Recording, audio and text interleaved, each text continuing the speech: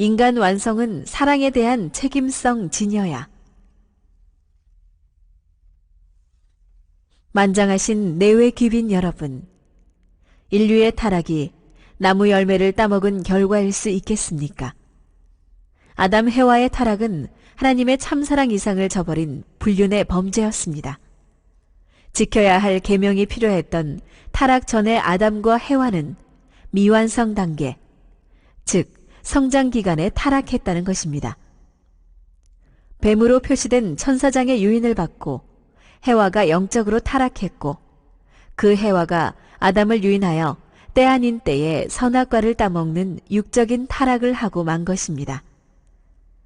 본연의 동산에서 하나님과 대화하면서 기쁘게 뛰놀며 살던 아담 해와가 사망을 무릅쓰고까지 저지를 가능성이 있었던 범죄는 잘못된 사랑의 범죄밖에 없었던 것입니다. 인류 조상의 첫사랑을 중심 삼은 결합은 하나님 자신의 사랑 완성이기도 했으므로 마땅히 하나님도 아담과 해와도 그리고 우주 만상도 역사를 통하여 환희와 축복 가운데서 취하는 행복한 잔치의 연속이어야 했던 것입니다. 하나님의 사랑과 생명과 혈통이 인간 속에서 시원을 이루면서 정착하는 행복한 의식이어야 했다는 것입니다. 그런데 그들은 하체를 가리고 나무 뒤에 숨어서 불안에 떨었습니다. 천도를 거역하는 거짓 사랑, 거짓 생명, 거짓 혈통의 근원을 만든 불륜의 관계를 맺었기 때문입니다. 타락한 아담 해와의 후손인 전 인류는 자자손손 태어날 때부터 원죄가 있게 됩니다. 인류가 개체 속에 마음과 몸의 상충을 모순으로 느끼게 됨도 타락에 근원했고, 사랑의 질서가 문란한 사회 속에서 본심이 원치 않는 삶을 살아감도 모두 여기에 연유했습니다. 사랑의 이상을 중심하고 볼 때 동식물 세계에서는 그 사랑의 관계가 모두 번식을 전제로 하여서만 이루어집니다. 그러나 인간만은 예외입니다. 인간은 부부 사랑의 관계에 자유를 누립니다. 이것이 만물에 영장된 특권입니다. 하나님은 아들, 딸인 인간이 무한한 사랑의 기쁨을 갖도록 축복했습니다. 하나님이 허락한 참된 자유는 책임성을 전제로 합니다. 만일 책임성이 없이 개개인이 사랑의 자유만 주장하고 실천한다면 얼마나 큰 혼란과 파국이 오겠습니까? 지고한 사랑 이상을 이룰 인간의 완성은 사랑에 대한 책임성을 지닐 때 가능한 것입니다. 그 책임성은 다음과 같이 세 가지로 생각할 수 있다는 것입니다. 첫째로, 인간은 사랑의 자유를 주신 하나님께 감사하면서 자기 수양, 자기 관장으로 자유로운 참사랑의 주체가 되는 책임입니다. 사람에게 있어서 사랑의 책임성은 법이나 이목 때문에 지켜지는 것이 아니고 하나님과 생명적이고 종적인 관계 속에서 자아 주관, 자기의 결단으로 지켜지는 것입니다. 둘째는 상대에 대한 책임성입니다. 인간은 본성적으로 자기 상대에 자기에 대한 사랑이 나누어지기를 원치 않습니다. 부부간의 횡적인 사랑 관계는 부모와 자식 간의 종적인 사랑 관계와 달리 나누어지면 그 온전성이 파괴됩니다. 이는 부부간의 절대적인 사랑의 일체를 이루게 되어 있는 창조 원리 때문입니다.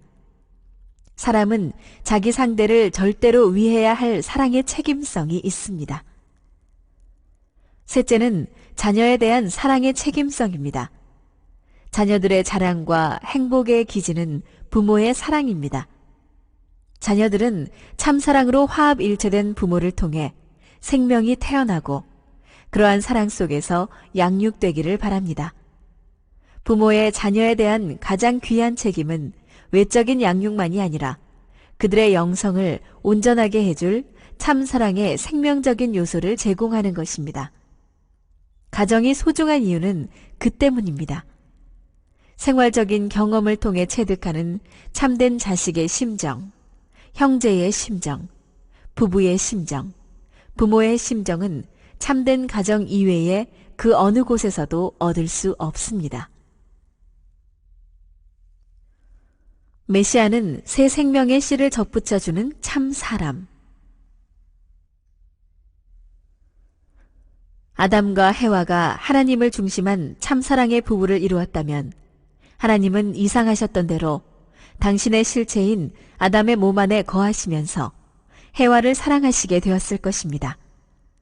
나아가 아담과 해와는 하나님의 실체를 쓴 참부모가 되어 선한 사랑, 선한 생명, 선한 혈통의 시원이 되었을 것입니다.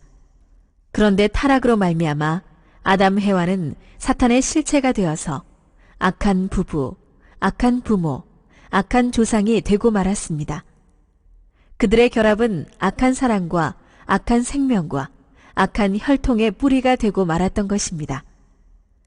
인류는 모두 이 뿌리에 근원을 두었으므로 태어날 때부터 모두가 하나님의 원수요, 간부인 사탄의 후손이 되고 악한 부모의 혈통을 이어받게 되고 만 것입니다. 친애하는 신사숙녀 여러분, 인류 조상의 타락으로 참사랑의 이상이 허물어졌을 때 하나님의 괴로움이 얼마나 크셨겠습니까?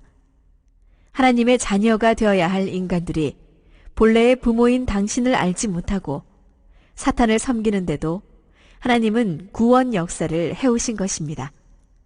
그리고 절대적인 하나님의 창조 이상도 절대적이므로 슬픈 구원 역사를 하실 수밖에 없었습니다. 하나님의 구원 섭리는 잃어버린 참사랑의 창조 목적을 회복하는 복귀 섭리입니다. 그러므로 구원 섭리는 재창조 섭리이기도 합니다. 이런 점에서 복귀 섭리의 근본은 어떻게 하면 창조 이상을 완성할 인간의 씨, 본연의 악의 씨를 찾느냐에 있습니다. 하나님이 제일 싫어하는 간부된 사탄의 거짓사랑으로 유래된 생명과 혈통을 청산해야 합니다. 하나님의 참사랑과 생명과 혈통과 일체된 구세주, 참부모를 어떻게 태어나게 하느냐 하는 것입니다. 인간 조상이 자기 책임 분담을 완수하지 못하고 불륜한 혈통관계를 맺어 사탄의 주관을 받게 되었으니 하나님께서 직접 나서서 원상 회복시킬 수는 없는 것입니다. 하나님은 악한 천사장 편으로 돌아간 인류를 조건 없이 선한 입장에서 취할 수도 칠 수도 없는 것입니다. 하나님께서는 선한 천사장적 중심 인물을 세워 먼저 맞으면서 탕감 조건을 세우게 하여 빼앗아오는 작전을 해오셨습니다. 그러나 사탄은 먼저 치고 빼앗기는 입장이 되었습니다. 제1차, 제2차, 제3차 세계대전이 그 예가 됩니다. 먼저 침편이 망했습니다. 복귀 섭리를 개관하면 모자 협조의 기반이 중요했습니다. 야곱 때, 모세 때, 예수님 때도 다 그러하였습니다. 타락의 장 본인인 해와를 대신하여 책임하는 어머니를 세워 찾아와 모자 협조를 하면서 사탄의 혈통과 생명을 분립하려는 섭리가 있어왔기 때문입니다.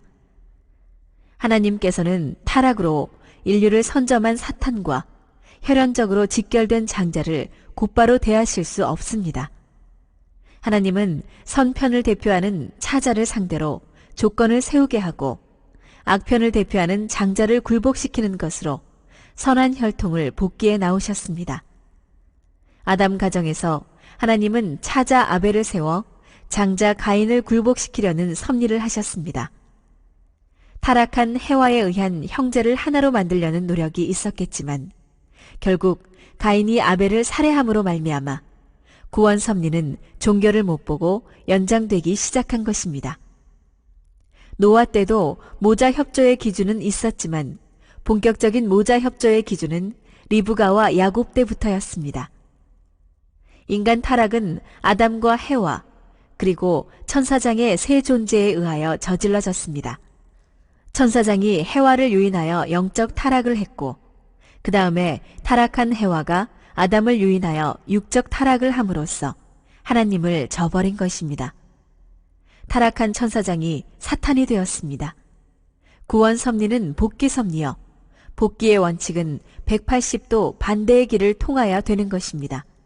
참 사랑과 참 생명의 씨를 가진 아담을 잃은 하나님은 사탄의 참소 조건이 없는 새로운 씨를 가진 아들을 찾아 세워야 합니다. 하나님이 인간을 창조할 때 아담을 먼저 지었듯이 재창조 섭리인 복귀 섭리도 타락과 무관한 아들을 먼저 세워야 하는 것입니다. 이것이 메시아 사상의 근본입니다. 메시아는 사탄의 관장 하에 있는 타락한 혈통을 지닌 사람들의 생명을 부정하고 새로운 생명의 씨를 접붙여 주기 위해서 오시는 참 사람입니다. 뿌리는 하나님에게 두었지만 후 아담으로 와서 아담으로 인해 저질러진 것을 청산지어야 하는 것이 메시아의 사명입니다. 하나님께서 능력만으로 역사할 초인을 메시아로 보낼 수 없는 사정이 여기에 있다는 것입니다.